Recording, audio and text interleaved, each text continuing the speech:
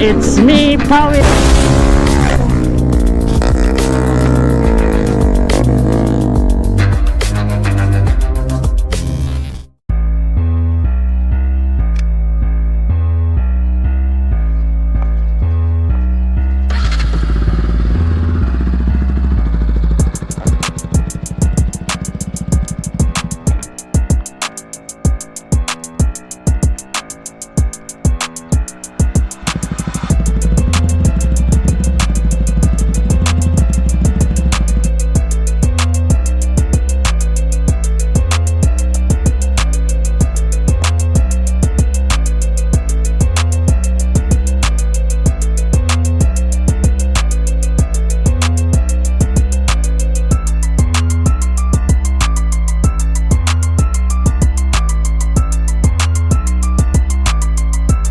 So what's up mga Papi Cholo, it's me, Pawit na naman. Yes sir, nandito tayo ngayon sa likod ng Anjena Trading sa parking lot nila para makabelo tayo. Konti lang yung mga disturbance sa pag-review. Andito tayo sa likod ng Anjena Trading para mag-review ng motorcycle makeover ko. So as you can see guys, ito na yung finished product. Makikita nyo naman sa previous video ko, iba yung decals, talagang malaki ang pagkakaiba. So makikita nyo sa part 1 ng makeover series, nagpa-powder coat tayo ng mugs.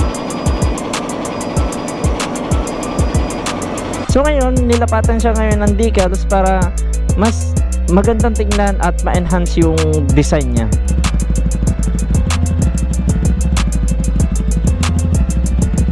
So as you can see guys, dito sa part na to, mostly gray siya, matte gray.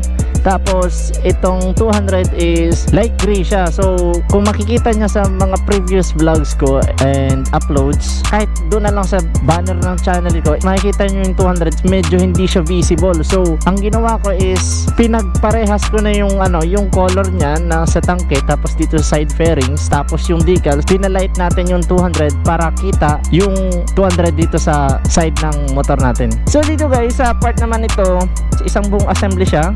Ang kulay nito is same dun matte gray. Pinagparehas natin doon at dito yung color which is glossy black. Yung decals is medyo maliit sa previous natin na decals, so pinapalitan natin na mas malaki-laki. So itong rear fenders natin and mudguard is stock color siya, wala tayong ginawa dyan, all stock.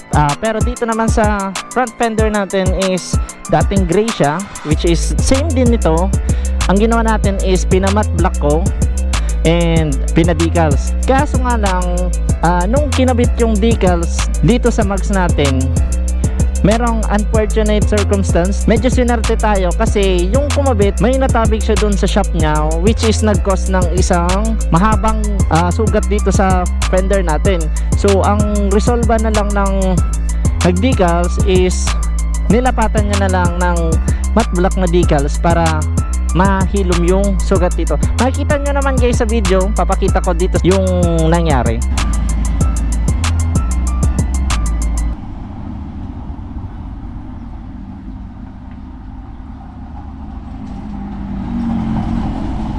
Aray ko, buray ni kapo niya. Kaurulog pa.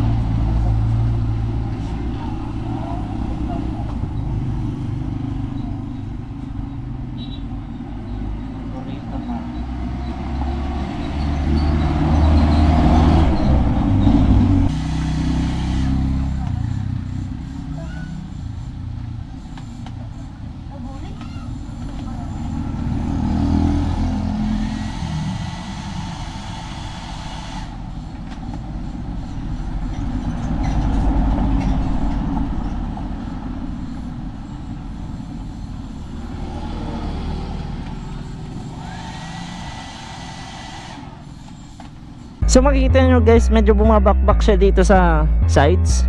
Medyo disappointing lang, pero okay lang kasi hindi naman talaga sinasadya and nangyayari talaga ang mga aksidente. So guys, meron palang imperfection dito sa part na to, which is bumulay yung decals.